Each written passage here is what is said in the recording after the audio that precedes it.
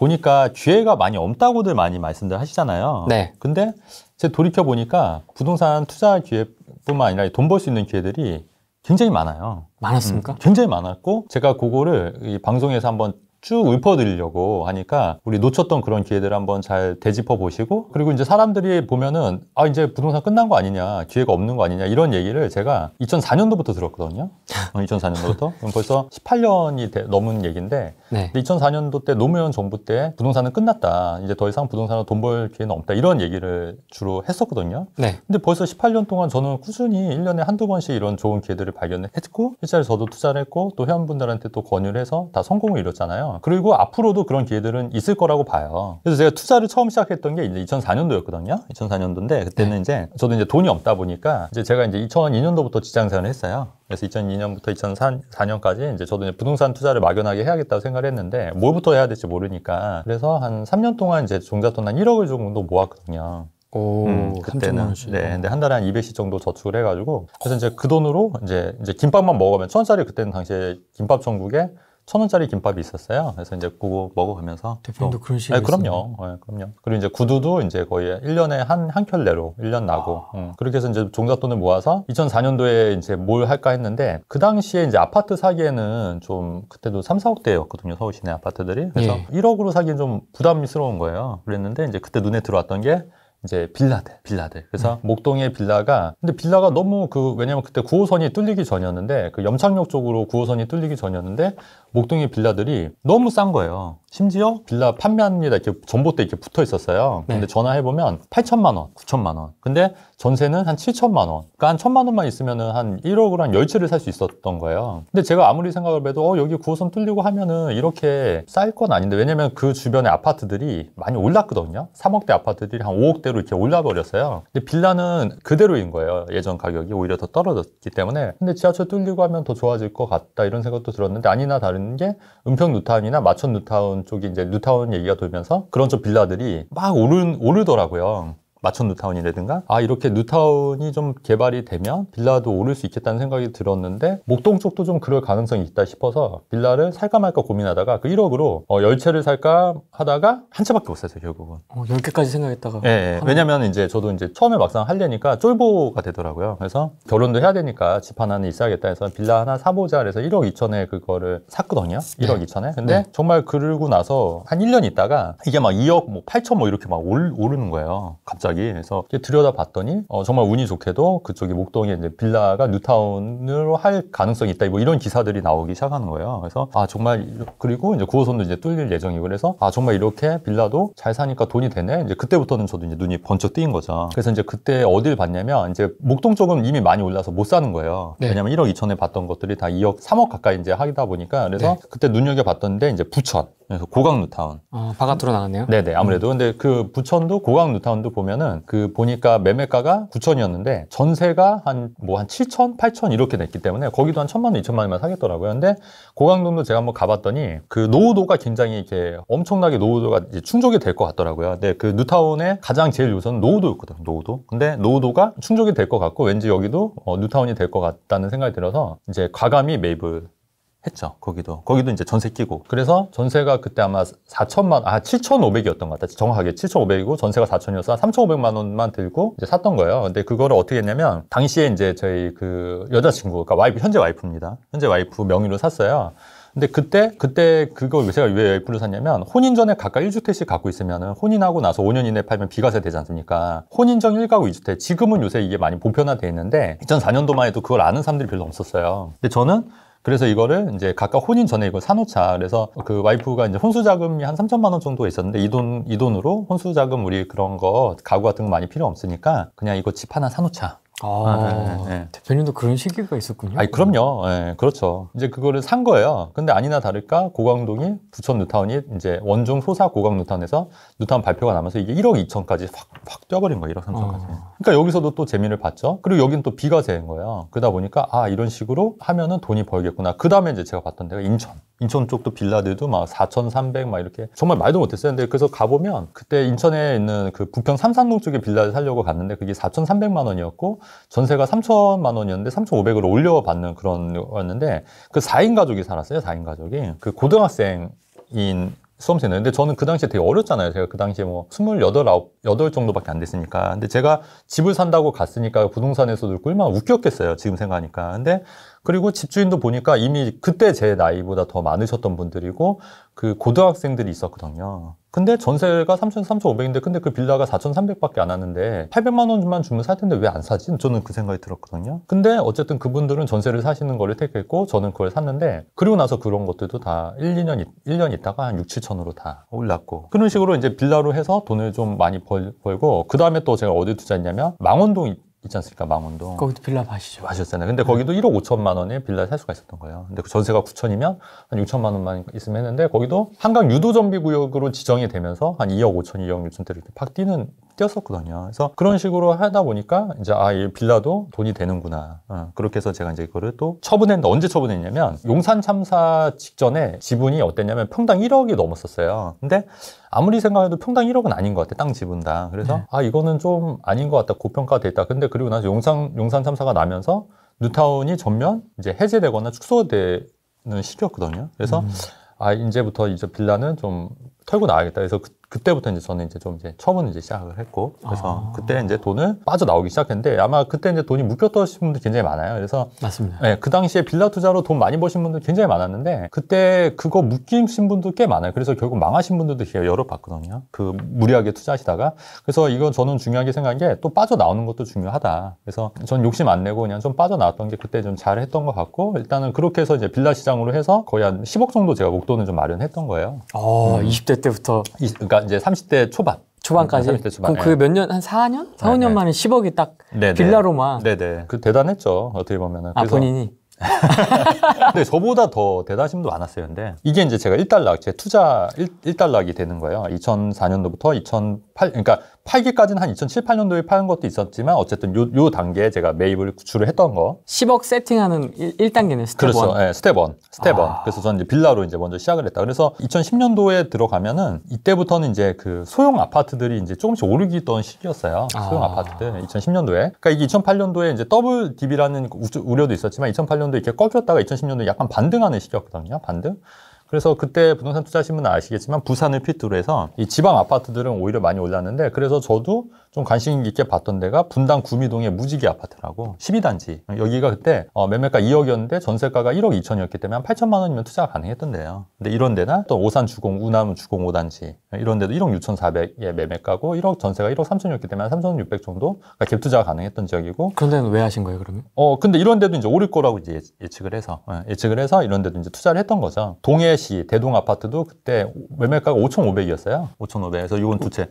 갑자기 왜 동해예요? 그냥 여기도 이제 뭐 괜찮은 데 있나 찾아보다가 좀 싼 아파트가 있어서 근데 여기가 월세가 500에 그때 40만 원인가 그래서 이거 수익률이 나쁘지 않을 것 같아서 이렇게 이제 투자했는데 그 전에 제가 이걸 빨먹었다. 안 그래도 이걸 썼는데 2008년도부터는 제가 어디 투자했냐면 2008년도부터는 이제 부동산이 많이 꺾였지 않습니까? 그래서 2010년 전에 2008년도에 제가 오피스텔 그때부터 투자한 거예요. 2008년부터. 예. 그래서 제가 오피스텔을 어딜 봤냐면 등촌역에 있는데 그 우림 필류라는 오피스텔이 있었고 가양동 이스타빌이라는 오피스텔이 있었어요. 근데 이런 데가 매매가가 8,400. 그 다음에 월세가 500에 50 정도 됐었어요. 근데 네, 괜찮았어요. 8,400. 네. 근데 그리고 저는 다 1억 2, 3천에 이것도 팔고 나온 거예요. 이 오피스텔이 500에 50이면 사실은 수익률이 나쁘지 않았던 거예요. 그리고 거기가 가양동 쪽이 그 9호선이 뚫리는 지역이긴 한데도 불구하고 아파트도 올랐고 심지어 빌라도 올랐는데 오피스텔은 그대로인 거예요. 가격이. 그러면 그거는 상대적으로 저평가잖아요. 근데 임대 수익률도 괜찮네? 그러면 이거는 나쁘지 않다. 그래서 거의 분양가, 이게 근데 거의 8,400이 거의 분양가였던 것 같아요. 그 당시. 그래서 이거를 그러니까 분양가로 하고 나서 하나도 안 올랐던 거예요. 근데 그거를 제가 적절한 타이밍에 딱 이제 산 거죠. 또 고잔동에 IGB1이라는 오피스텔이 있었어요. 매매가가 6,500. 근데 전세가 5,500. 그러니까 1,000만 원만 있으면 샀어요. 네. 그리고 월세가 500에 50. 그러니까 수익률이 10%가 넘는 거예요. 안 살 이유가 없는 거죠. 수익률이 10%가 넘으니까. 그래서 그것도 샀는데 그것도 나중에 다 1억 2천, 2, 3천씩 올랐던. OP가. 월세는 덤이었어요. 월세는 덤이고. 왜냐면 50만 원씩 600이면, 1년에 600이면 3년이면 1,800이거든요. 무시 못하는 금액이에요. 거기다가 매매 차익까지 다 얻었기 때문에 그래서 오피스텔도 잘만 하면은 괜찮다는 얘기인 게 그렇게 제가 이미 투자를 해봤기 때문에 말씀드리는 거예요. 그럼 그 당시에 오피는 원룸, 투룸 이런 거였어요? 저는 원룸 거의. 원룸. 네, 원룸. 왜냐면 원룸이 그냥 월세 받기가 괜찮더라고요. 500에 50이나 뭐 50만 원. 근데 지금 요즘 투룸, 쓰룸이 많이 오르겠는데 오피스텔은 제가 좀 이따 더 말씀드리긴 할 건데 네. 요새 왜 안 오르는 이유를 제가 말씀드릴게요. 근데 어쨌든 이제 투자로 봤을 때는 오피스텔도 그 당시에 나쁘지 않았다. 그리고 나서 제가 2010년도부터는 아파트 있지 않습니까? 예. 이런 아파트로 해서 또 나름 뭐 나쁘진 않았던 것 같아요. 이런 소형 아파트로 이제 재미를 봤다. 재미를 봤는데 이게 막 정말 이렇게 크게 불어난 건 않았지만 이게 갭 투자의 단점 뭐냐면 한 몇천 벌리 몇천 버는 거예요, 몇천. 몇천씩만 벌어도 엄청. 뭐 그렇긴 하죠. 근데 뒤에 나오는 거 얘기 들으면 깜짝 놀래요. 대표님 2000년대 초반에 네네. 그런 정보는 어디서 얻으셨나요? 지금이야 뭐 예. 유튜브다, 책이다, 뭐 네네. 빅데이터 플랫폼이다 이런 게 많은데 네네. 그 당시에는 이런 게 없지 않습니까? 그렇죠. 그러니까 저는 오히려 이 정보의 지금 홍수 시대에 살고 있기 때문에 여러분들이 오히려 선택을 못 하는 것 같아요. 이게 기본 원칙이나 진리는 간결한데 그거를 정보를 통해서 얻으려면 얻을 수가 없고요. 이거는 계속 그 유추하고 생각을 해야 돼요, 본인이. 통찰. 통찰, 생각. 우리가 그 주전자에 물 끓일 때 제가 항상 얘기하는 주전자 물 끓일 때 이게 들썩들썩 하는 거를 보고 운동 에너지를 발견한 것처럼 사실 그 전에도 그걸 많이 봤을 거 아닙니까? 하지만 주전자에 물을 끓일 때 이 증기 에너지로 인해서 이게 열 에너지가 운동 에너지로 바뀔 수 있다는 생각을 한 게 대단한 거잖아요. 통찰이잖아요. 근데 그거를 책을 통해서도 물론 기본적으로 알고 있지만 기본적으로 이런 거는 제가 말로 설명하기가 많지만 항상 이렇게 생각을 해야 되지 않을까? 그러니까 유추를 하고 생각을 하고 이제 몰입을 하고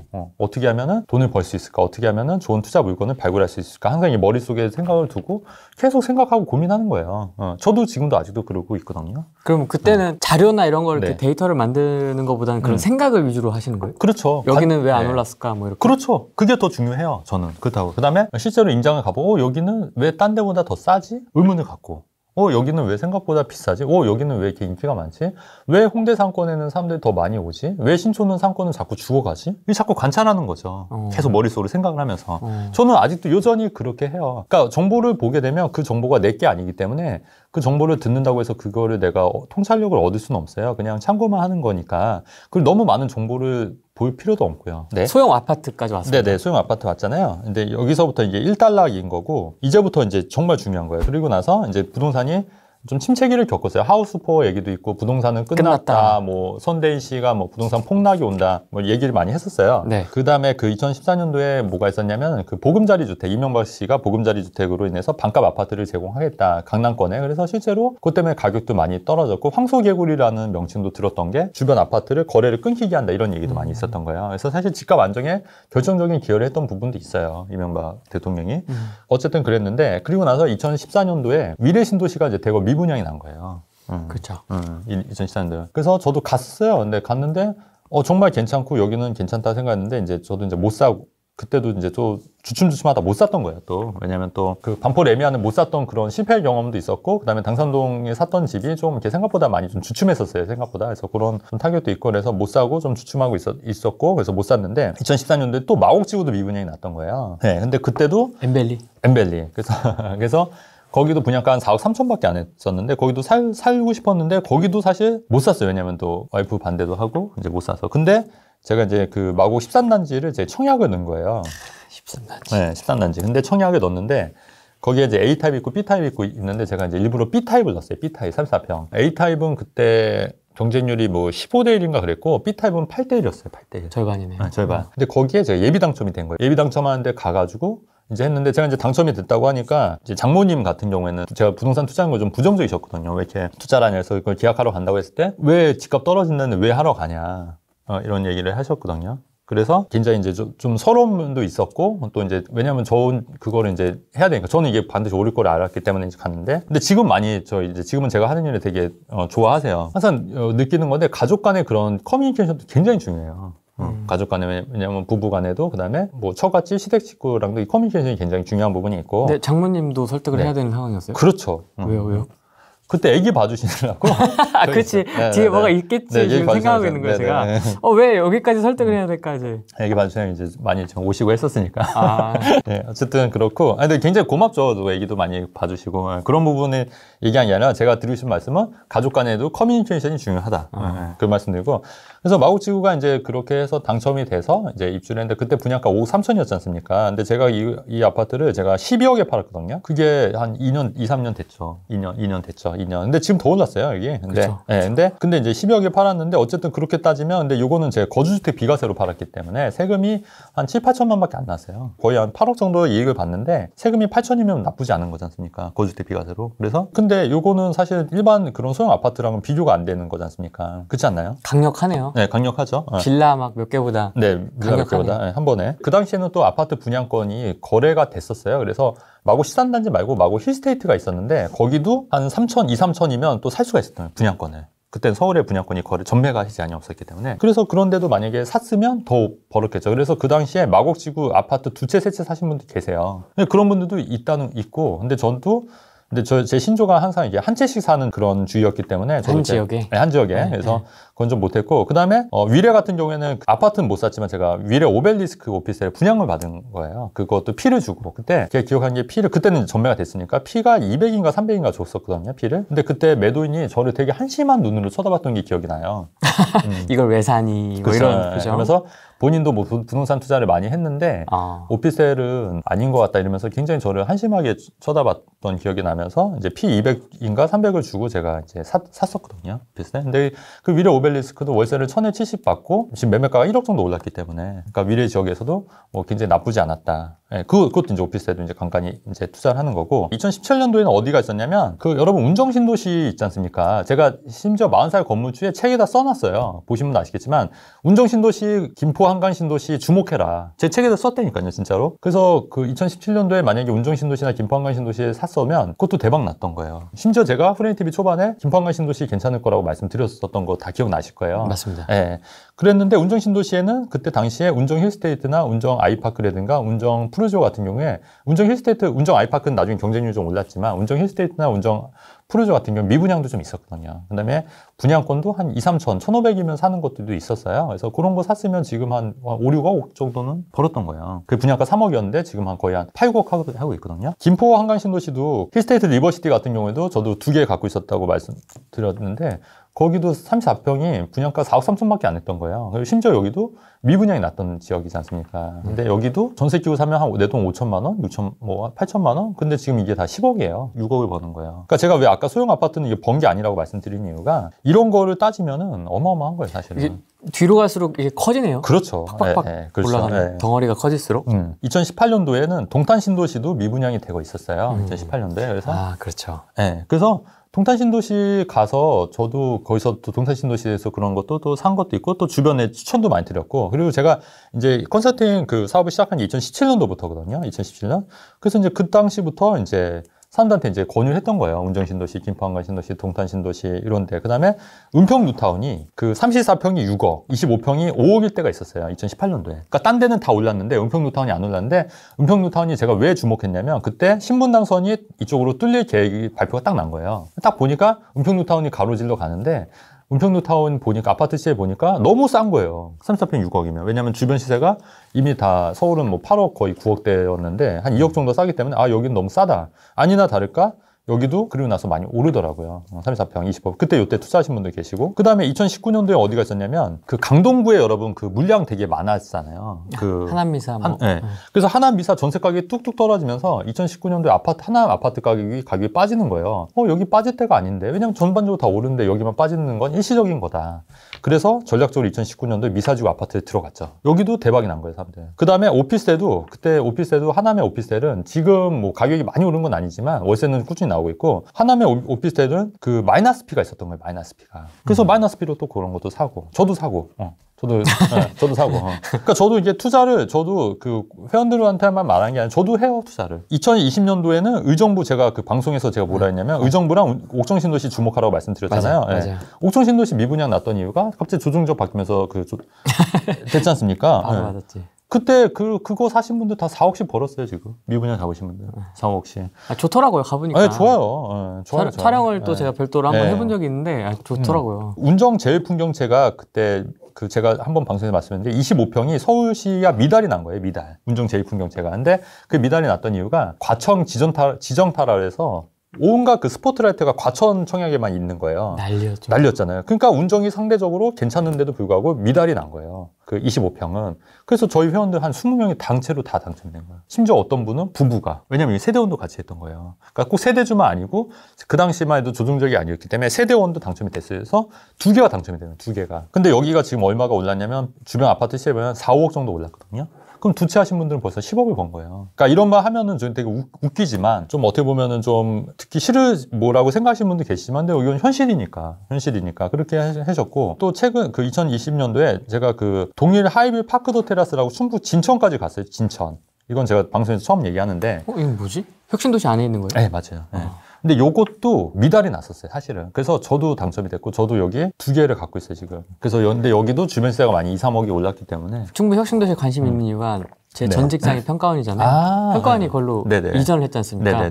그래서 그 이전 전부터 우리 회사원들끼리 그 시세를 계속 보고 있었거든요. 그렇구나. 네. 여기선 여긴 노답이다. 진짜 진짜 장난 아니었거든요. 그냥 수평선 또는 하락이었거든요. 그래서 여긴 진짜 노답이다 했는데 지금은 이제 이렇게 됐죠. 그렇죠. 근데 여기도 미달이 나서 당첨이 됐고 운정이나 김포 같은 경우에도 이제 신축이 많이 오르고 구축이 안 올라는 타이밍이 있었어요. 그래서 그때 또 구축 들어가신 분들도 한 1, 2억씩은 다 2억 정도는 벌었고. 그러니까 이게 다 타이밍에 맞춰서 투자를 이렇게 하신 분들은 뭐 굉장히 괜찮았다. 그 다음에 서울도 간간히 뭐 투자했던 분들도 괜찮았고. 그리고 여러분 항상 이게 고정관념을 깨야 되는 게 뭐냐면 제가 김포랑 옥정 이런 데 얘기하면 사람들이 서울이 아니어서 싫다. 이런 분들도 굉장히 많았어요. 그러니까 그래요? 네, 서울이 아니기 때문에.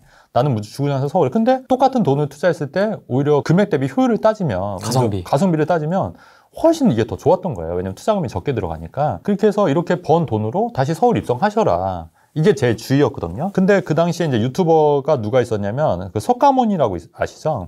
석가모니 쓰고. 근데 석가모니가 항상 얘기하는 건 물론 그 사람도 되게 말을 잘 하고 하는 건 있는데 항상 무조건 서울을 사라. 항상 서울을 사라. 수도권 사면 안 된다. 서울을 사라. 근데 결과적으로 보면은 서울보다는 수도권이 훨씬 더 수익률적인 면에서는 나쁘지 않았다. 왜냐면 다주택으로 간다고 했을 때. 그러니까 그런 측면에서도 제가 좀 말씀드리는 거였고 다른 유튜버 중에 무조건 강남 사라고 하는 분들도 계신데 그때 한번 얘기했지만 돈이 있으면 사는 게 맞는데 돈이 없는 사람들한테 그런 얘기를 백날 하면 뭐 하냐고요. 돈이 없으면 거기에 맞게 상담을 해줘야죠. 돈에 없는 만큼 어떤 식으로 접근해서 돈을 불릴 수 있는 방법을 얘기하는데 뭐 강남 사라고 그런 얘기는 뭐 누가 못하냐고. 그리고 강의할 때도 뭐 그런 얘기는 뭐 누구나 다 할 수 있는 거지. 어쨌든 보면 이런 기회들이 2004년부터 2022년까지 제가 모든 기회를 제가 쫙 나열했는데 이거는 실제 제가 투자했던 얘기를 다 해드린 거예요, 여러분. 진짜 많이 사고 파셨네요. 그럼요. 왜 이런 얘기 안 하셨어요, 사석에서? 나한테 이런 얘기 하나도 안 해주더라고. 아니 뭐 자랑 같으니까 또.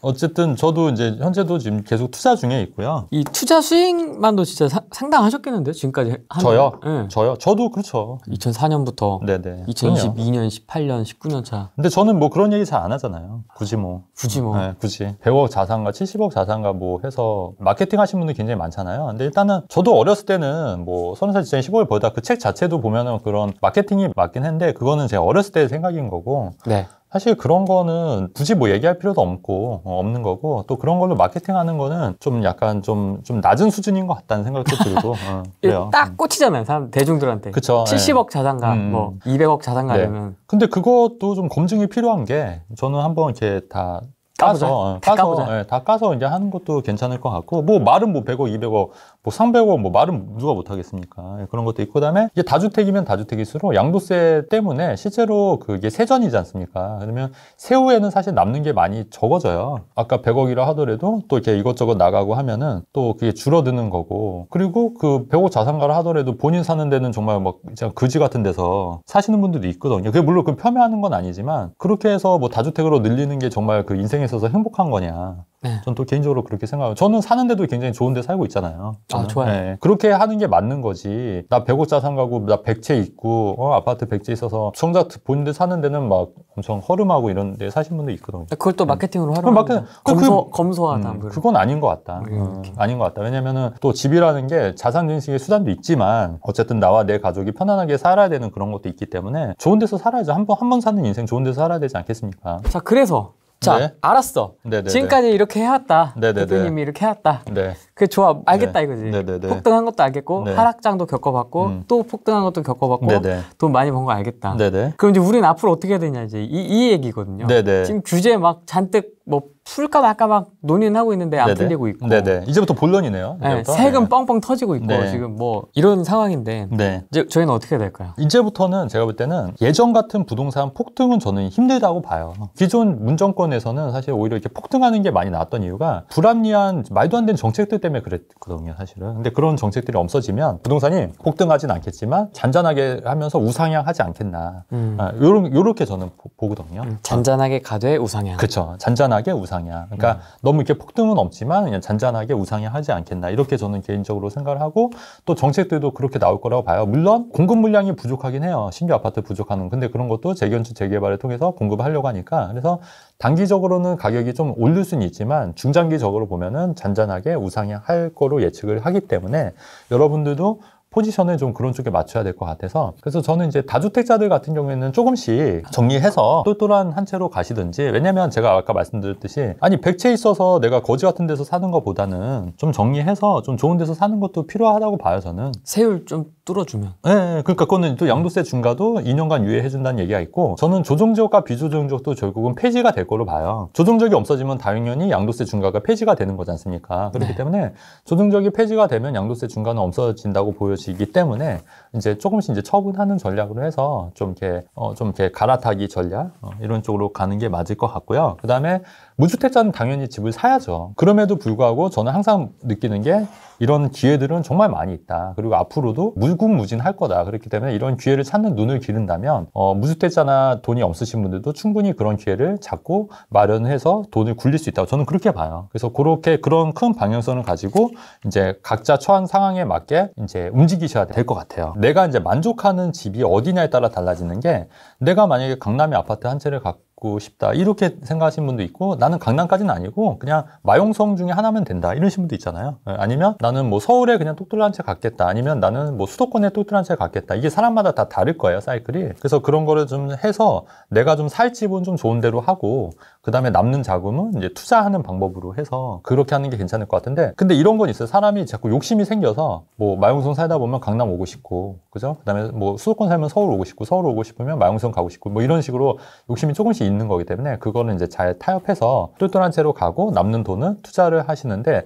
또 한 가지 중요한 게 계속 똘똘한 채로만 가다 보면은 내가 결국엔 그 삶이 되게 빡빡해지긴 하더라고요. 그래서 내가 깔고 앉는 집도 중요하지만 현금 흐름도 물론 중요하다. 그러면 현금 흐름을 만들 수 있으려면 오피스텔이나 상가나 소형 아파트를 통해서 현금 흐름을 만드는 준비도 미리미리 해놓자. 이게 제 주의거든요. 그래서 저도 지금 현금 흐름을 하기 위해서 준비를 엄청나게 하고 있거든요. 그래서 요번에 그 삼성역 오피스텔 제가 그 스칸센 2개 했다고 말씀드렸잖아요. 그래서 요게 요번에 그 월세 65만 원에 2채가 임대가 나갔어요. 나갈 거 그 일요일 날 계약하기로 했거든요. 그러면 여기서 월세가 130만 원 또 들어오면은 어쨌든 현금 흐름이 좀 더 늘어나는 거잖아요. 네. 뭐 이런 식으로 오피스텔도 내가 현금 흐름 창출하기 위해서 만들겠다 하면은 뭐 나쁘지 않다고 보기 때문에 그러니까 그런 식으로 세팅을 해서 내가 좀 편안하고 안전하게 자유롭게 먹고 살 수 있는 준비를 미리 해놔야 되지 않겠나 좀 그렇게 생각하는 거죠. 재개발 재건축 투자 어떻게 좀 보십니까? 그래서 재건축 재개발도 앞으로 그 1기 신도시 분당 일산 평촌 3번 중동 이게 1기 신도시거든요. 그래서 이런 쪽에 그 아파트 재건축 단지들 30년 된 노후화된 재건축 단지들은 좀 눈여겨 보실 필요는 있다고 봐요. 근데 다만 이런 데가 이제 돈이 이제 좀 있어야 되거든요. 돈이 좀 더 들어가긴 해야 돼서 지금 당장은 저는 여기보다 더 좋은 투자처를 알고 있기 때문에 저는 지금 당장 안 할 거예요. 근데 좀 중장기적으로 좀 관심 있게 보시는 것도 나쁘진 않을 것 같아요. 그러니까 저는 분양권 위주로 보고 있긴 하거든요. 아시다시피. 왜냐면 신축 분양권 위주로. 왜냐면 그런 데가 중도금 대출이 나오는 데는 또 내 돈이 많이 안 들어가고 그다음에 그 중도금 대출이 허그 보증이 비조정적 같은 경우 2건밖에 안 되지만 그 시행사 자체 보증이 되는 데가 있어요. 근데 그런 거는 개수 상관없이 또 중도금이 나오거든요. 그러니까 이런 것만 또 잘 활용해도 또 여러 채 할 수가 있는 거기 때문에 또 그런 쪽으로 이제 자금이 되는 거고. 수도권입니까? 네, 수도권. 와, 네, 수도권에서 찾을 수가 있군요. 수도권이라고 하기에는 그렇고 준수도권? 네, 준수도권. 네. 그럼 수도권 인접 지역. 네네네. 강원, 충청. 네네네. 그렇죠, 맞아요. 이런 느낌. 맞아요. 그렇게 이제 하시면 될 것 같고 일부 수도권 지역에서도 조정 지역인데 그 조정 지역 내에서도 뭐 읍면이나 이렇게 좀 다른 지역에서 비조정 지역인데도 있어요. 찾아보시면. 있죠. 네, 그러니까 그런데도 저는 좀 유망한 틈새로 보고 있거든요. 그래서 왜냐면 어쨌든 비조정 지역은 중도금 대출이나 대출 규제가 없기 때문에 투자 메리트가 아직도 있다고 보여지고, 물론 이제 조정지역이 해제가 되면 이런 데가 좀 인기가 상대적으로 떨어질 거예요. 근데 그런 거도 고려해야겠지만, 그럼에도 불구하고 저평가되어 있는 지역들은 나쁘지 않을 것 같다는 생각이 들어요. 틈새 시장으로. 그래서 이런 것도 들어가시는 것도 나쁘지 않을 것 같고. 최근에 어떤 기회가 있었냐면, 파주 문산에 동문 디에트르라는 아파트가 20일 정도 미분양이 났었어요. 3주 정도. 3주 정도. 그래서 요것도 제가 추천 많이 해서 많이 하셨어요. 근데 그 주변에 파주 10년 된 힐스테이트 아닌 게 이게 오래된 아파트에서 현대 아파트거든요. 근데 이제 명칭만 힐스테이트로 보는데 그게 지금 분양가를 넘어섰더라고요. 3억 8천. 그러니까 10년 된 아파트가. 그러니까 주변이 동문 디에트르가 분양가가 3억 7천이었는데 주변에 10년 된 아파트가 이미 3억 8천, 3억 9천에 거래가 됐어요. 그럼 이 말은 여기에 동문 디에트르는 이제 전매 제한이 안 되긴 하지만 결국 4억대를 넘는다는 얘기, 한 1억 이상은 올랐다는 얘기거든요. 그게 불과 2월이었으니까 불과 한두 달밖에 안 된 거예요. 한두 달. 그러니까 아직도 기회는 많이 있어요, 여러분. 그러니까 한두 달 전에도 여기 했으면 하실 수 있었던 거예요. 여기도 파주도 문산도 비규제 지역이었던 거예요. 지금은 이제 끝났어요. 같은 원리로. 네네. 지방은 좀 어떻게 보십니까? 지방도 분양권 같은 경우에도 굉장히 괜찮은데 많이 있고 괜찮은데 이제 다만 제가 조금 우려가 되는 건 뭐냐면 조정지역이 풀리면 상대적으로 이런 지방이 인기가 식을까 봐. 그러니까 조정지역이 풀려버리면 오히려 조정지역 내에서도 저평가되는 데가 사실은 큰 차이가 없는. 지금은 조정지역, 비조정 나뉘니까 오히려 비조정지역 지역이 반사작용으로 오히려 풍선효과로 된 건데 이 조정지역이 풀려버리면 사실 이런 게 없어져 버리면 오히려 서울 수도권이 더 인기가 더 높아지기 때문에 이 지방에 있는 비조정 지역은 이 트렌드를 좀 잘 보셔야 될 것 같아요. 제가 볼 때는 좀 너무 많이 하시는 것보다는 좀 적당히 하시는 게 나을 것 같다. 지방은. 적당히 하시고 좀 이쪽으로 트렌드 그러니까 제가 그 전까지만 해도 지방 얘기했었잖아요. 그 전만 하더라도 그러니까 계속 바뀌는 거예요, 여러분. 전에는 김포 하셔라, 옥정 하셔라. 그다음에 그때 한번 왔을 때는 제가 주가 지금 좀 고점 같다. 앞으로 좀 보합일 거다. 근데 실제로 그러고 나서 좀 보합이었어요.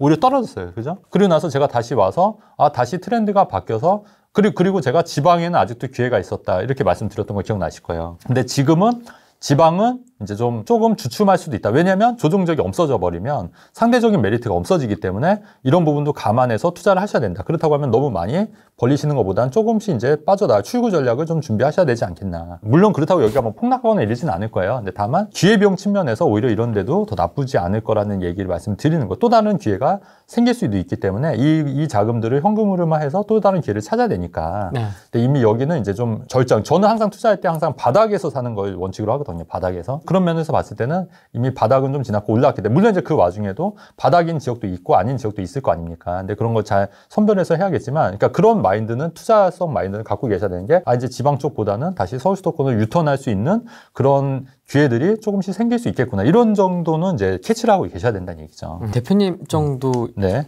이 캡하면 요새 부자들이 많이 하고 있다는 네. 꼬마 빌딩 네네. 같은 걸 매입해도 되지 않으세요? 저도 이제 개수 줄여서 맞아요. 네, 그래서 저도 이제 좀 그런 쪽으로 관심을 가지려고 합니다. 저도 이제 강남에 아파트가 있고 그다음에 또 뭐 오피스텔 5채, 그다음에 여러 또 다른 아파트에서 지금 굉장히 많이 갖고 있잖아요. 그래서 요거를 지금 저도 이제 좀씩 정리해서 좀 하나로 강남에 건물을 하나 살 걸로 좀 할 준비를 하려고 그래요. 네, 그런 식으로. 저도 이제 그게 어떻게 보면 수순인 것 같아요. 수순. 그러니까 내 집 마련하고 나서 그냥 이제 왜냐하면 또 지역마다 여러 채 있으니까 뭐 관리하는 건 그렇게 어렵진 않은데 또 한 채로 또 강남에 또 건물 하나 갖는 것도 어떻게 보면은 또 그것도 또 이렇게 어떻게 보면 인생의 꿈일 수도 있잖아요. 그래서 그런 것도 이제 조금씩 준비해야죠. 그러니까 사람이 욕심이 끝이 없다는 게 끝이 없는 것 같아, 진짜. 그러니까 이제 건물 했어. 그러면 또 하나 더 하고 싶고 막 이렇게. 그렇겠죠. 아무래도 애들 줄 거 뭐 생각하죠. 그러니까 이게 끝이 없는 것 같아요. 그래서 애들 줄 거. 그러니까 어느 순간 이게 멈춰야 돼요. 멈춰야 되는데 저도 좀 멈춰야 된다는 생각을 많이 하고 있는 게 왜냐면 이 평생 돈만 벌고 할 수는 없지 않습니까? 이 좋은 일도 하고 또 다른 거 내가 뭐 재밌게 사는 것도 중요한데 너무 돈만 버는 인생 같아서 근데 이게 습관화돼 있으니까 또 쉽지가 않네요. 이게 자제하는 게 쉽지가 않은 것 같아요. 멈춰도 되잖아요. 아니요. 또 그렇지도 않아요. 약간 어폐가 있는 것 같은데 멈출 때 알아야 된다 해놓고 자기는 안 좀 천천히. 공약 내용을 보니까 주임사가 될 수 있는 게 60제곱미터 이하는 주택임대사업자 했을 때 혜택을 준다는 이런 조건들이 있더라고요. 만약에 그게 실현화되면은 60제곱미터 이하의 소형 아파트들이 다시 인기를 얻을 수가 있어요. 그래서 이런 트렌드도 좀 많이 보셔야 될 것 같아요. 그래서 지금은 25평이 좀 약간 상대적으로 좀 이렇게 소외되는 느낌이 있는데 주임사가 만약에 그 혜택을 되고 통과가 되면은 아무래도 소형 아파트를 하는 게 더 인기가 있기 때문에 수요가 더 늘어나는 거기 때문에 그렇게 되면 소형 아파트가 다시 오를 여지가 있다고 저는 보여지거든요. 비슷해지고 그렇다고 지금 소형 아파트가 떨어지는 것도 아니에요. 새 아파트, 소형 아파트 안 떨어지고 있거든요. 그러니까 대형보다는 좀 덜 했던 건데 그렇다고 이 소형 아파트 인기가 아직 식은 건 아닌 이유가 그 소형 아파트 25평 새 아파트 가시면 방 3개, 화장실 2개 있어서 뭐 4인 가족 충분히 살만합니다. 그렇기 때문에 오구 괜찮아요. 네, 오구 괜찮아요. 그래서 굳이 그 옛날 소형 아파트 생각하시면 안 되기 때문에 이런 데 괜찮다. 저는 개인적으로 그렇게 생각하고 이런 트렌드도 좀 잘 보셔야 될 것 같은데 아마 이거 좋은 질문 하셔서 제가 말씀드리는 거예요. 아니 그 얼마 전에 저한테 그 오셨던 분이 그 상담받으러 오셨던 분이 그 되게 유명한 유튜버예요. 근데 이제 거기서 이제 전화 상담을 하고 했는데 너무 원론적인 얘기만 해서 이제 환불 받고 저한테 오셨더라고요. 입지가 좋은 데를 사세요. 이런 느낌. 네, 그렇죠. 그래서 그러니까 이게 인기도랑은 사실 상관이 없어요, 여러분. 그러니까 실력이랑 인기도랑은 상관없는 게 되게 유명한 몇십만 명 유튜버라 하더라도 사실 실력은 없는 분들이 굉장히 왜냐면 그게 직접 본인 투자를 안 하면 이런 통찰을 얘기할 수가 없고 논할 수가 없기 때문에 다만 이제 원론적인 얘기를 하면은 많은 이제 초보자들은 그런가 보다 해서 더 많이 보는 거지. 그래서 제 채널이 지금 뭐 17,000명인가? 밖에 없지만은 그렇다고 제가 뭐 몇십만 유튜버들과 견줬을 때 그렇다고 뭐 제가 떨어지냐 저는 절대 그렇게 생각하지 않거든요. 근데 이 사람들이 뭐 잘 모르는 게 거기는 50만 유튜버래. 그러면 거기가 뭐 정말 대단할 거라고 생각하고 하는데 실질적으로는 알맹이가 없는 경우가 굉장히 허다합니다. 그러니까 이게 그 마케팅과 또 이게 실전하고 실력하고는 다른 거예요, 여러분. 그래서 이제 그런 거 말씀 좀 드리고 싶었어요, 사실. 제가 늘 말씀드리지만 유튜브를 전문가가 맨날 나와가지고 허구한 날 찍고 앉아있다. 맞아요. 한 번은 의심해봐야 된다. 왜냐면 그 현장 가고 상담할 시간도 없어요. 엄청 바빠요. 엄청 바쁩니다. 근데 그거를 매일 한 1일 영상을 찍는다는 거는 전업이 유튜버인 거지. 그치. 본인이 투자자거나 이런 게 아니란 얘기예요. 그러니까 부동산 엔터테이너하고 부동산 전문가를 발라낼 줄 아셔야 돼요. 그렇죠. 제가 사석에서 말씀드리는데 이거 발라낼 줄 아는 능력이 있어야 제대로 유튜브를 시청하실 수가 있습니다. 그러면 이제 엔터테이너의 관점에서 이제 그 시청하는 거하고 이걸 막 전문가의 관점에서 야, 저 사람 말이 맞아 하면서 보는 거하고는 또 좀 다르거든요. 그런 분들한테 상담 받은 거 의미가 없다고 봐요. 그다음에 강의도 여러분 생각보다 그 강의를 통해서 여러분들이 얻을 수 있는 게 많이 없어요, 생각보다. 그리고 강의하는 분들은 어차피 강의를 해서 돈을 벌어야 되는 입장이기 때문에 계속 어렵게만 하는 거예요. 어렵게. 오히려 헷갈리게. 계속 헷갈리게 해서 결정을 못하게, 투자를 못하고 내 강의를 들으게끔만 하는 게 주 목적인 사람들이 있다는 얘기예요. 그러면 그런 사람들을 통해서 오히려 투자를 못하는 경우도 굉장히 많고, 실제로 저희 회사 오신 그 실장님도 그런 부류였던 거예요. 강의 듣고 내가 아직도 부족한가?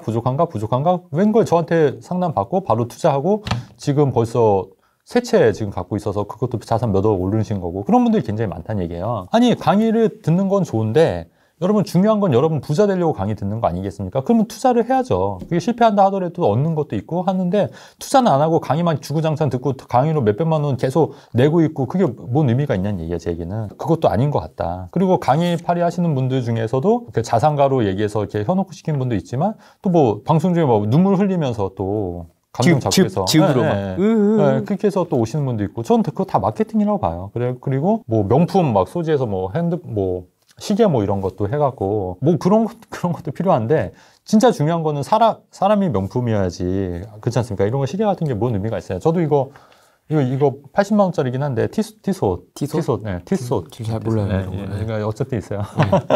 어쨌든 한데 그 뭐가 중요하냐고, 이게. 뭐가 중요해요? 차 뭐가 중요해요? 벤츠. 뭐가 중요해요? 저 차 임팔라긴 한데 나쁘진 않긴 하죠. 뭐가 중요하냐고 얘기죠. 사람이 더 중요한 거지. 그렇다고 봐요, 저는. 100억 이렇게 하는 거는 마케팅 수단으로서 이렇게 혹하기 위해서 하는 거지. 그렇다고 여러분들이 또 부자가 되는 거는 또 아니기 때문에 오히려 그런 부분을 또 꼼꼼히 좀 따져보시고 생각을 해보셔야 된다. 그런 말씀 좀 드리고 싶습니다. 또 재밌는 수업도 많이 있습니다. 네, 수업도 있어요. 종종 이렇게 좀 너무 이렇게 무겁게 막 수업료를 막 돌리지는 마시고 이렇게 좀 이렇게 픽해서 괜찮은 거, 좀 구미가 당기는 것들 이렇게 좀 보시면 좋아요. 그리고 도 잘 발라내셔야 됩니다, 여러분. 맞아요. 제가 이 뒷이야기를 좀 하자면 MD가 다 달라요. MD를 하면 수업을 기획해주는 사람, 이런 이제 전문가분들한테 컨택을 해서 수업을 이걸 해주는 사람들이 있어요. 이 사람들이 다 다르기 때문에 품질이 다 달라요. 이제 소비자 입장에서 말씀드리는 겁니다. 이제 제가 강사님들한테 또 말씀드리는 것도 다른데 버전이 수강생 입장에서 이제 말씀을 드리자면 관리하는 수준이 다르고 기획하는 수준이 다 다르기 때문에 마케팅이 굉장히 세게 들어갑니다. 그렇죠. 굉장히 세게 들어가고 꼭 그 공식이 있어요. 저는 어떻게 살아서 뭘 달성했습니다. 수강후기 더럽게 이렇게 드르륵 붙어 있고 이 딱 인증 붙어 있고 이러거든요. 근데 이게 트랩이 많죠. 함정이 되게 많아요. 여기 정작 수업 까보면 별거 없고 뭐 약간 이런 경우가 좀 많이 있어가지고 그런 거를 좀 그래도 잘 발라내야 되는데 쉽진 않지. 쉽진 않죠. 일반인들이. 쉽진 않아요. 전화 온 거 그 얘기 좀 해주세요. 그게 뭐냐면 빌라. 이제 저는 요새 빌라를 좀 안 하는 이유가 그 빌라 같은 경우에 예전에 저는 이제 빌라 투자를 했었는데 요즘 안 하는 이유가 그리고 나서 이게 정책에 따라서 그다음에 세입자들의 관계에 따라서 정책이 확확 바뀌어요. 그래서 이제 재개발 시장이 좀 안 좋은 게 정책에 따라서 이제 확확 바뀌어 버리니까 뭐 뉴타운 됐던 지역도 막 무산이 되고 해제가 된 적도 있고 그래서 이게 좀 애매하더라고요. 그래서 저는 빌라 투자 안 하는데 근데 이제 빌라를 주로 추천하시는 분들이 대부분 시행업자 전문가분들이 많아요. 시행업자. 그러니까 본인들이 이제 빌라를 지어서 파는 거예요. 그래서 이분들은 무조건 서울에 있는 빌라를 사야 된다. 썩빌라도 사야 된다. 이런 주장이거든요. 그래서 수도권 아파트 산다 하면은 못 사게 해요. 근데 자, 한번 생각해 보세요. 제가 아까 말씀드렸던 뭐 김포라든가 옥정이라든가 이런 데 수도권 아파트인데 훨씬 더 많이 올랐잖아요. 지금 서울의 썩빌 같은 경우 2년 전에 비해서 올랐냐고요. 거의 안 올랐어요. 오르지 않았습니까? 안 올랐어요. 한 몇 천. 근데 몇 천이 어디야? 근데 저희는 몇 억이 오른 거잖아요. 수도권 아파트에 비하면. 그래서 그런 썩비를 이제 추천하는 건데 그 이유가 뭐냐면 그 여러분들의 어떤 자산 증식보다는 사실은 그분들은 이제 시행을 해야 되기 때문에 이게 지은 거잖아요, 본인들이. 아니면 연계해서 짓는 경우가 많아요. 그래서 이거를 팔기 위해서인 것도 많거든요. 그래서 상담을 신청하고 가면은 결국 뭐 상담 계속 얘기하고 하다가 결론은 빌라. 그러니까 솔루션은 결국 빌라인 거예요. 결국 자기가 지은 빌라. 근데 이건 아니라고 보거든요. 왜냐면 청약 가점이 높은 사람은 청약으로 가는 게 맞고 청약 가점이 낮은 사람은 또 전략을 잘 세워서 세금 계획을 세워서 투자를 하고 하는 게 맞고 실거주를 하고 또 위치 그 내가 다닌 회사나 이런 걸 감안해서 투자 결정을 해야 하는 거지. 무조건 빌라를 하는 건 아니지 않습니까? 근데 이렇게 해서 빌라를 결국 파는 건데 이 빌라를 하나 팔면은 이것도 수수료도 어마어마해요. 사실 한 2, 3천만 원? 그렇게 되기 때문에 그렇기 때문에 또 회사가 돌아가는 거예요. 왜냐면 이런 데는 직원들도 굉장히 많아요. 그렇죠. 근데 그 생각을 한번 해보세요. 여러분 그 직원들 월급 주려면 그 인건비도 장난 아닌데 저도 직원하고 하면은 한두 명만 더 채용해도 굉장히 나가는 돈이 많기 때문에 힘든데 이런 분들은 뭐 직원이 한 10몇 명 된다고 하면은 그 매출을 어떻게 일으키냐는 거죠. 유튜브 만약에 그 조회수 한다고 하더라도 그게 뭐 한 달에 1,000만 원, 1억 나오는 건 아니지 않습니까? 그렇기 때문에 어쨌든 이런데 매출을 일으켜야 되는 거예요. 그렇다고 하면 그 매출을 일으키기 위해서는 이런 빌라를 팔아서 수익을 창출하는 것밖에 없기 때문에 그런 분들이 대부분 이제 유튜브나 이런 데서 전문가 행세를 하면서 사람들을 많이 그 현혹시키고 또 그런 걸 통해서 물건을 사신 분들이 굉장히 이제 난처한 경우가 굉장히 많이 있어요. 근데 그런 분들 그런 걸 모르는 거예요. 그 상담 최근에 오셨던 분이 유명 유튜버를 통해 빌라를 구입하려고 한다. 그렇죠. 그래서 고민이 됩니다 해서 오신 거잖아요. 그렇죠. 그래서 제가 하지 말라고 했어요. 빌라는 왜냐면 그게 사더라도 언제 묶일지 모르기 때문에 또 이게 기회비용 측면에서 왜냐면 아파트는 팔기가 또 쉽잖아요. 내가 털고 나올 때 쉽고 또 웬만한 아파트는 또 가격이 안 오르지 않고 오르거든요. 근데 빌라는 이제 팔기도 어렵고 또 하자도 굉장히 많아요. 막 누수도 있고 그래서 이게 관리하기도 쉽지 않고 그래서 이거 하지 말라고 그랬거든요. 그래서 저도 상담에 조금 관여를 했습니다. 네, 제가 그래서 전화를 한 20회 정도? 제가 종우 씨한테 그래서 스피커폰으로 전화를 했어요. 종우 씨한테. 종우 씨 이분이 빌라 한다고 하는데 한마디만 해주세요. 그랬더니 종우 씨가 욕을 육두문자를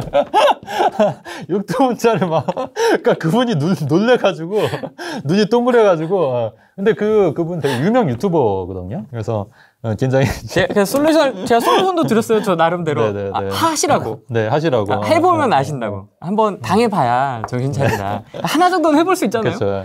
해보시라고. 적극 권한다고. 맞아요. 한번 당해보시라고. 네. 근데 결국 안 하셨어요. 네, 저는 상담하면 욕합니다. 네. 초보자들은 그냥 아파트 하세요. 아파트 얼마나 좋아요. 왜냐면 아파트들은 가격이 다 정형화돼 있잖아요. 표준화돼 있고 그다음에 뭐 사고 팔고 그다음에 아파트는 속일 수도 없고.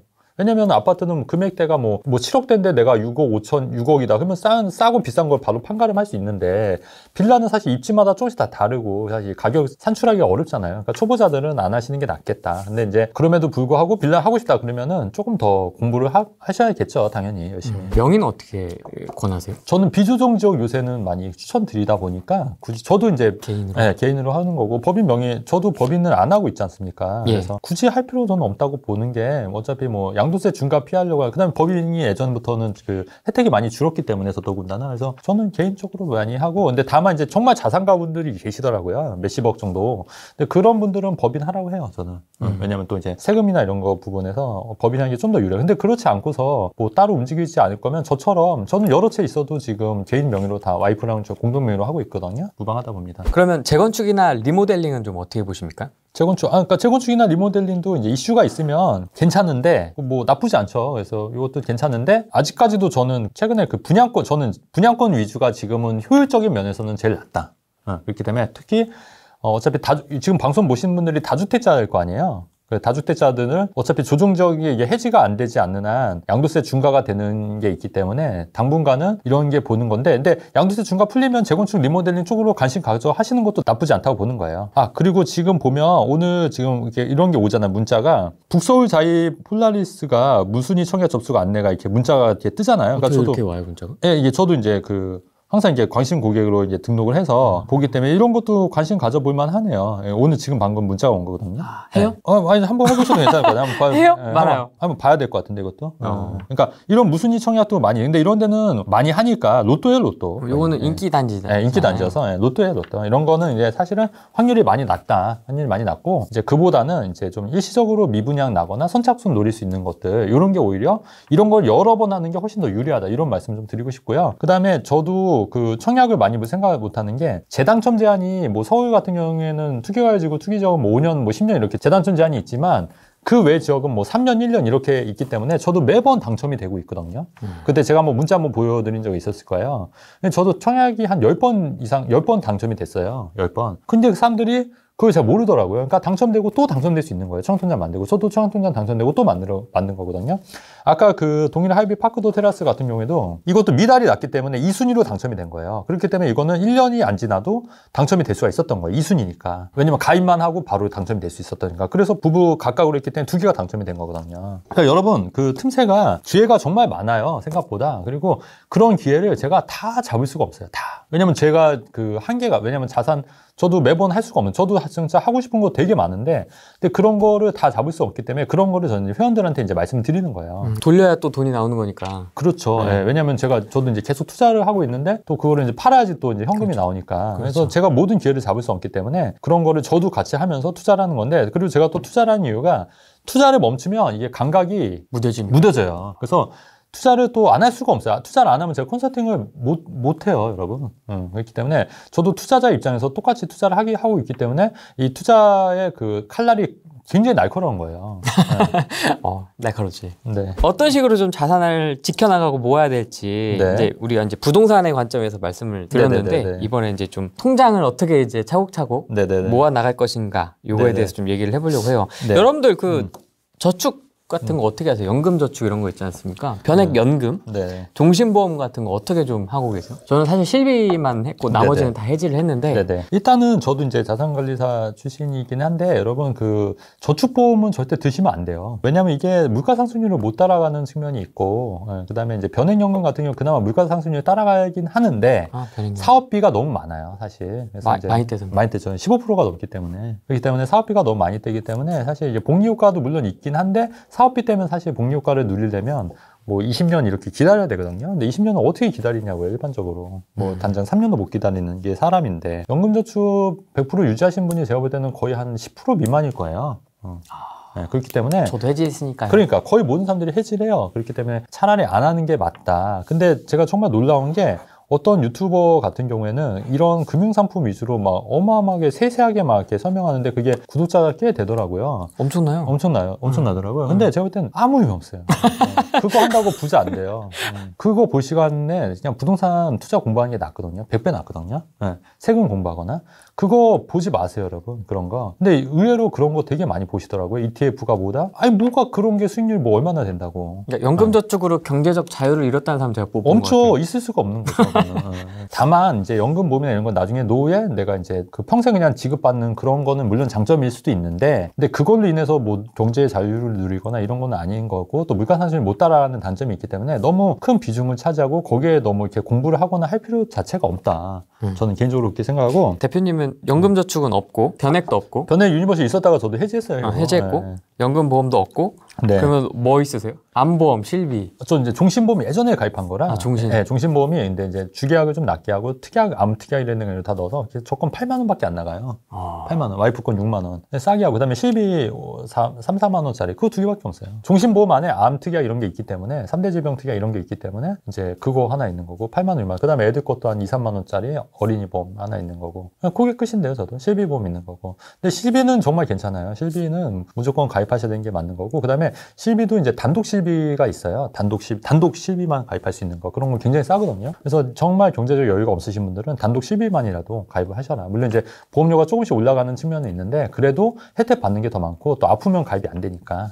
네, 무조건 들으셔야 된다. 저축을 길게 하지 마라. 네네. 여러분 그 복리효과 때문에 저축 길게 하시는데 차라리 끊어서 굴리는 게 더 나아요. 끊어서. 그러니까 저축을 길게 해서 이 돈이 뭐 20만 원씩 10년 하면 2,400이잖아요. 이렇게 하느니 그냥 물론 푼돈이긴 하지만 빨리 1,000만 원 만들어서 그 돈을 다른 데 투자해서 굴리는 게 훨씬 크다는 얘기거든요. 제가 2020년도에 투자했던 데가 청주 있었잖아요. 청주에 오창 우림필류라는 아파트가 1억 4,500에 샀는데 전세가 1억 3,500 들어갔으니까 1,000만 원 갖고 했다고 말씀드렸잖아요. 한번 제가 말씀드렸을 거예요. 청주. 근데 이게 지금 2억 4천 정도 하니까 이것도 한 1억 오른 건데 1,000만 원 갖고 여러분 그 투자할 수 있는 데가 있어요. 그럼 1,000만 원만 갖고 1억을 버는 게 낫지. 20만 원씩 해서 2,400을 모으는 게 맞냐?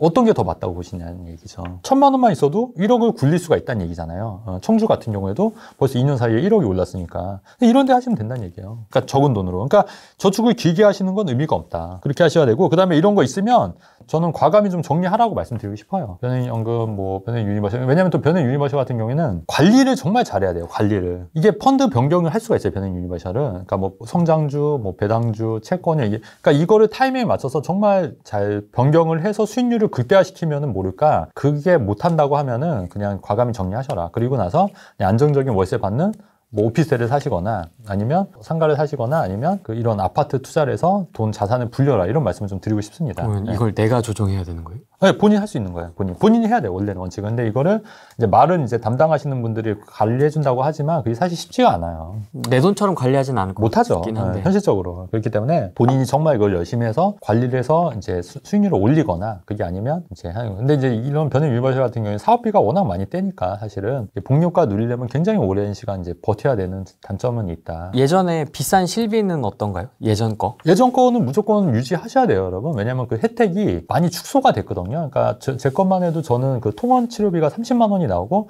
5천 원 공제가 돼요. 근데 예전에 잠깐 50만 원도 있었어요. 50만 원짜리가. 그 말은 뭐냐면 하루 병원에 가서 통원 치료 받으면 저 같은 경우는 30만 원 한도 내서 무조건 나오는 거예요. 그리고 내 부담금은 5천 원. 30만 원 나오면 5천 원 내고 29만 5천 원을 보험금을 받는다는 얘기거든요.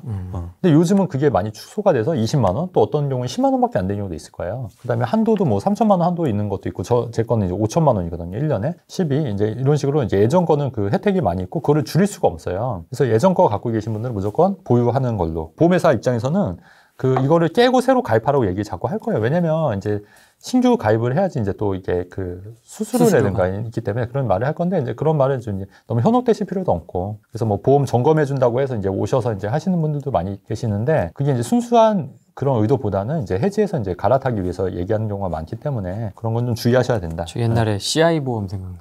CI도 뭐냐면 크리티컬 일리니스라고, 이게 심각한 질병 재해에 인해서 이제 발생하는 건데, 암 같은 경우에도 중대한 암 하면은 중대한이 단서가 안 돼 있으면 또 암이 혜택이 안 되는 거지 않습니까? 그런 것 때문에 이제 문제가 많았던 이제 보험이기도 하고, 그래서 이제 좀 많이 안 했던 부분이죠. 퇴직연금은 퇴직 시 일시불로 받는 게 좋은가요?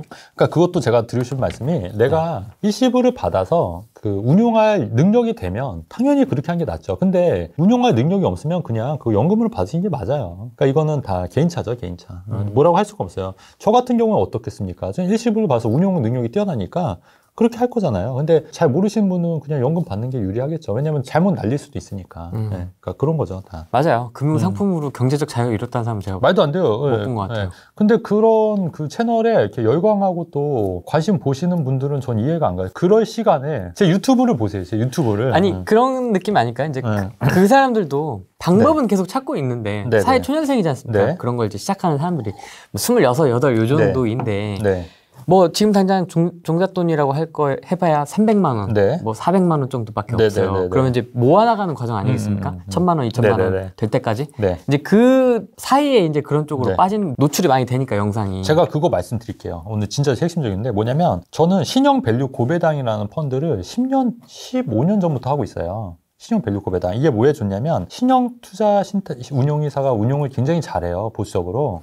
맞아. 예, 그리고 밸류 고배당 뭐냐면 배당주인데 배당주는 뭐냐면 삼성전자, KT, 포스코 같은 우량주를 만들어서 이제 하는 건데 이 신용 밸류 고배당이 보면은 굉장히 그 수익률이 안정적으로 잘 해요. 그래서 여기를 저는 정리식으로 들어가거든요. 정리식 투자로. 그래서 이렇게 해서 뭐 연 한 10에서 15%는 무조건 나와요. 수익률이. 이건 국내 것만 들어가 있는 거죠? 그렇죠. 예, 국내. 해외 펀드 같은 경우도 잘 안 하고 왜냐면 해외 펀드는 이제 내가 좀 관심을 가져야 되니까 그래서 10에서 15% 나오면 100만 원씩 넣으면은 1년에 1200이면 한 100만 원 정도는 충분히 100에서 한 150 정도는 충분히 수익을 낼 수가 있고 실제로 저희 회원들끼리도 이 펀드를 했었거든요. 근데 다들 수익 냈어요. 근데 다만 이게 올랐을 때 한번 환매를 해주셔야 돼요. 정기식으로 들어와서 고점이다. 언제가 고점이냐면 그 사람들이 펀드에 막 수익률이 좋다. 그럴 때 한번 환매를 하셔야 돼요.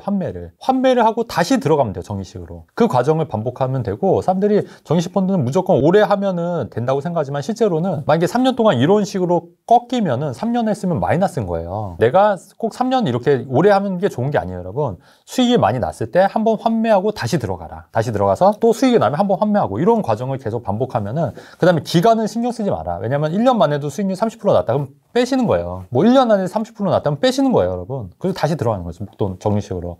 그런 식으로 시스템적으로 하면은 여러분 절대 마이너스가 안 납니다. 그리고 이제 한 번에 들어가는 것보다 이제 나눠서 들어가는 게 훨씬 더 유리하니까. 유튜브 보고 이렇게 휩쓸리지 않고 좀 나만의 통찰을 기르고 싶다. 네. 그러니까 일단은 제가 볼 때 본인만의 시각을 좀 가졌으면 좋겠어요. 그러니까 남이 하는 거를 그냥 고지고대로 듣지 말고 아, 저 사람은 왜 저렇게 얘기를 할까? 그리고 또 주변도 계속 관찰하면서 저는 굉장히 사색을 많이 하는 편이거든요. 어렸을 때부터 좀 사색을 많이 했어요. 어떤 분은 제가 예전에 하도 막 이렇게 골똘히 생각하다 보니까 너 철학가냐?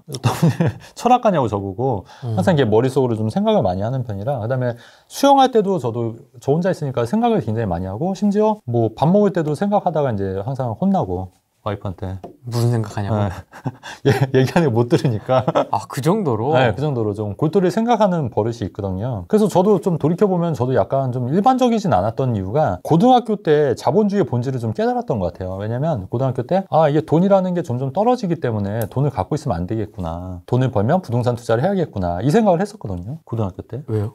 그게 이제 우리가 목동 아파트에 이제 그 목동 아파트가 있었는데 그때 분양가가 3천만 원밖에 안 했는데 제 고등학생 때는 한 2억대로 올라가 버리니까. 그러니까 그때 만약에 목동 아파트를 샀으면 그다음에 왜 공중전화가 옛날에 전화요금이 20원이었어요. 근데 나중에 60원? 지금은 얼마인지 모르겠지만 그다음에 50원일 때 전자오락을 한 게임 했었어요. 짜장면 값이 600원이었던 거고 60원. 저는 다 기억하거든요. 가만 보니까 이 돈 가치가 계속 떨어지는 거예요. 그래서 안 그래도 제가 이 말씀 좀 드리고 싶은데 왜 이런 노래가 있을 거예요. 떨리는 수화기를 들고 너를 사랑해 눈물을 흘리며 말해도 아무도 대답하지 않는 야윈 두 손에 외로운 동전 2개뿐 이 노래 있거든요. 그런 노래 있어요. 가수가 누구죠? 모르겠어요. 아마 저는 전혀 모르겠어요. 그러니까 아무튼 있어요. 거기서 동전 2개뿐이 왜 동전 2개뿐이냐면 여러분 공중전화 그때 20원이었거든요. 근데 이제 제가 대학생 때 되니까 이거를 계산해서 동전 4개뿐, 그때 40원이었으니까 동전 6개뿐 이게 계속 올라가더라고요. 그러니까 이제 중요한 건 뭐냐면 여러분 그 두 가지만 딱 기억하셔도 여러분 부자 될 수 있어요. 첫 번째 뭐냐, 돈 가치는 하락한다. 그리고 하락할 수밖에 없다. 자본주의에서는. 왜냐면 달러가 계속 발행하니까. 그다음에 두 번째는 뭐냐면 위기가 기회다. 위기가 기회다. 그래서 항상 돌이켜보면 여러분 위기가 기회였어요. 위기가. 윤종신 노래라고. 네, 윤종신 맞아요. 아시네. 최정희님 아시네. 여기서 이제 나이가 나오는 거지. 네. 노래는 잘 못하지만 어쨌든 그래서 저는 그 생각을 그 당시부터 했어요. 고등학교 때부터. 대표님 가정 환경은 어땠습니까?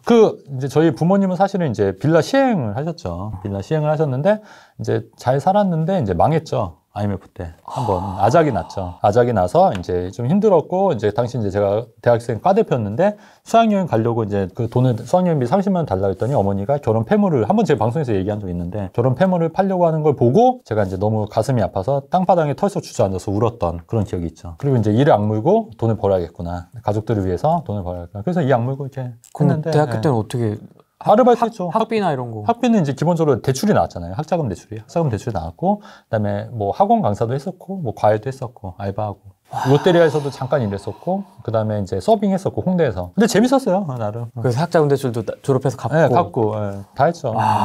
그래서 이제 처음에 첫 직장이 이제 보험회사 들어갔던 거잖아요. 보험회사 AIG라고. 거기서 영업했어요. 그래서 영업해서 이제 그 당시 종신보험을 이제 팔았고, 근데 이제 종신보험 뭐 과하게 안 하고 저처럼 이제 약간 건강보험식으로 했었어요, 저는. 이제 8만 원, 10만 원 요 선에서 과하게 안 하고, 그 다음에 이제 잘하니까 이제 소개도 많이 받았고, 열심히 사니까. 그래서 그때 급여가 이제 300만 원 정도 됐었으니까, 100만 원 쓰고. 많다. 네, 많았죠. 그래서 100만 원 쓰고 200만 원씩 정기식 펀드에서 목돈 모으고. 그렇게 3년 모아서 이제 투자한 거죠, 처음에. 그랬습니다, 이제. 저 옛날 얘기니까 또 갑자기 좀. 옛날 얘기가 지금 과거가 궁금한데, 갑자기? 갑자기? 그럼 어떻게 결혼하신 거예요? 이제 와이프는 이제 저희 영어 학원에서 만났어요. 영어 학원에서 학생. 수강생으로? 네, 수강생. 네, 그래서 제가 이제 그때 책을 놓고 갔는데, 그때 이제 와이프가 책 놓고 왔다고 이렇게 와서 주더라고요. 그럼 책만 받으면 되지, 왜?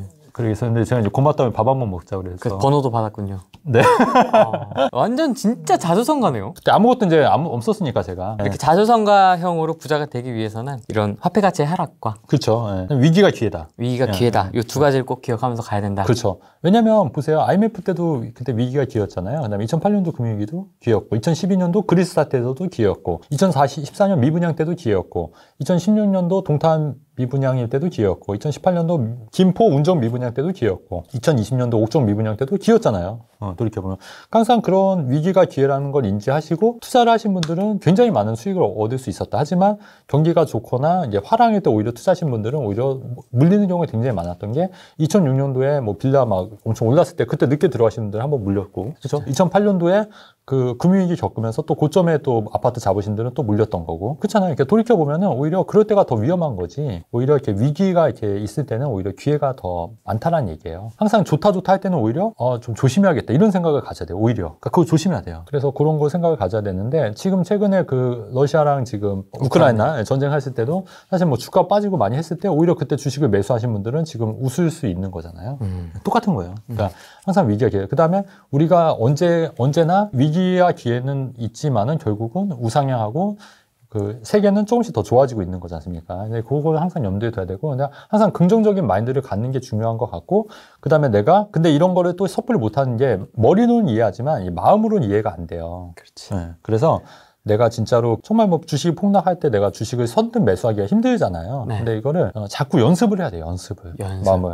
그러니까 조금 소액으로라도 내가 이 정도면 그냥 날려도 된다, 이런 돈을 조금씩 넣는 거죠. 그러면서 조금 더 확신을 가져서 이거를 이제 자꾸 마인드 트레이닝을 해야 된다고 봐요. 그렇게 해서 위기를 기회로 이렇게 찾는 그런 기회를 많이 발견할 수 있어야 되는 거죠. 그 자본주의 원리와 위기 있는 기회다라는 마인드, 확고한 신념, 세팅, 그 다음에 그걸 보충해 줄 수 있는, 강화할 수 있는 사색. 그렇죠. 이렇게. 그렇죠. 계속 머릿속으로 생각을 많이 해야 돼요. 그러니까 뭐 어떻게 보면은 좀 이렇게 상상을 많이 해야 되는 것도 있고, 어쨌든 그 건물주 마블도 제가 이제 중학교 때 그냥 부루마블을 이렇게 만들면 더 재밌지 않을까? 이런 좀 약간 발상의 전환부터 시작해서 지금 이제 건물주 마블이 탄생했던 것처럼, 저기가 왜 안 올랐을까? 이런 의문점을 갖고 관심 있게 들여다보면 또 거기에 대한 기회가 또 보이더라는 얘기죠. 그러니까 그런 거를 자꾸 연습할 수밖에 없는 것 같아요. 연습하고, 의식적으로 연습을 하든 무의식적으로 연습을 하든 자꾸 그렇게 하다 보면은 나만의 좀 그 통찰력이 좀 보이고, 그 다음에 남의 얘기를 굳이 안 들어도 돼요.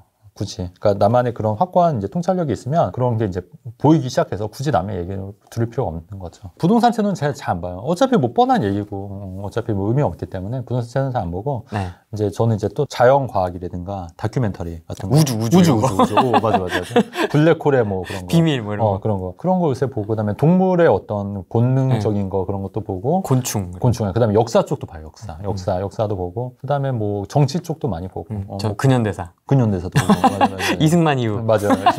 지금 그 무주택자 같은 경우에는 내 집 마련은 반드시 해야 된다. 그래서 내 집 마련은 반드시 해야 되는데 그 타이밍은 존재하지 않아요. 지금 시점에서 나도 해야죠. 근데 해야 되는데 이제 방법의 차이는 있어요. 그래서 내가 만약에 내가 살 집을 사도 되지만 그냥 오를 만한 지역을, 저평가된 데 지역을 뭐 한 채, 두 채 전략으로 해서 사서 이걸 올라서 나중에 살 집을 사는 방법도 있으니까, 징검다리 전략이라고 하잖아요. 그러니까 저평가된 지역을 찾아서 2, 3년 후에, 아니면 4년 후에 들어갈 집을 미리 봐도 사는 것도 있고요. 아니면 내가 좀 빚을 내서 내가 내 집 들어갈 살 집을 사는 건가. 이거는 이제 개인 차니까 판단하셔야 되는 게, 근데 저는 이제 두 번째 방법을 좀 권해드리고 싶어요. 그러니까 지금 많이 오른 때 말고 좀 덜 오른 지역을 좀 사서 여기서 올라줘서 이거를 팔아서 내가 원하는 지역에 들어가는 전략, 징검다리 전략, 이렇게 해서 들어가는 방법도 있으니까 이것도 잘 연구해서 하시면 좋지 않을까 이렇게 생각합니다. 그럼 저희 이제 적폐, 새로운 시대를 맞이하는 우리 적폐들 계속 투자해야 되거든요. 지금 이제 대출금리가 오늘부터 이제 보니까 6% 넘는 데도 좀 있더라고요. 그래서 이렇게 되면 사실 부동산 가격이 막 이렇게 급상승하거나 이러지는 않기 때문에 조금씩 이제 처분해서 이제 갈아타는 시점으로 해서 이제 아까도 말씀드렸듯이 부동산이 10채, 100채 있으면 뭐합니까? 내가 사는 집이 진짜 뭐 지구멍이면 저는 아무 의미 없다고 보거든요. 지구멍. 네. 그렇기 때문에 이런 거 좀 정리해서 삶의 질도 좀 개선시키면서 그리고 어느 정도 현금 흐름도 확보하는. 왜냐면 100억, 200억 있으면 뭐합니까? 왜냐면 그 돈 갖고 1억씩 내가 뺏어 쓸 수는 없다고 보거든요. 100억 있어도 매년 1억씩 뺏어 쓰려면 굉장히 스트레스예요. 그러니까 자산은 자산대로 내두고 항상 뒷바퀴 앞바퀴 얘기잖아요. 근데 최근에 어떤 전문가분도 이 얘기를 따라하더라고요. 앞바퀴 뒷바퀴 얘기를. 어쨌든 제가 이제 원조긴 합니다. 이 얘기는. 그래서 뒷바퀴에서 이 자산을 불리고 그다음에 현금 흐름을 만드는 거. 현금 흐름을 만드는 게 중요한데 그런 의미에서 자산을 내두고 이제 현금 흐름을 창출할 수 있는 방법들을 좀 같이 고민하셔서 어차피 한 번 사는 인생이기 때문에 자산만 불리려고 하지 마시고 현금 흐름을 만들어서 이 현금 흐름을 가지고 내가 어떻게 남은 인생을 살까, 어떻게 더 행복하게 살까 이런 고민을 해보시는 것도 전 개인적으로 되게 가치 있는 일이라고 생각합니다. 취임되고 나면 또 뭐 이것저것 맞아 바뀌니까 나오지 않겠습니까? 그래서 또 거기에 맞게끔 또 이제 대응을 해서 그렇죠. 얘기를 해야 되기 때문에 다음에 또 한번 보시고 이야기 나눠보도록 하겠습니다. 오늘은 여기까지 하겠습니다. 네, 감사합니다. 고맙습니다. 네. 안녕. 안녕. 네트워크 죄송해요.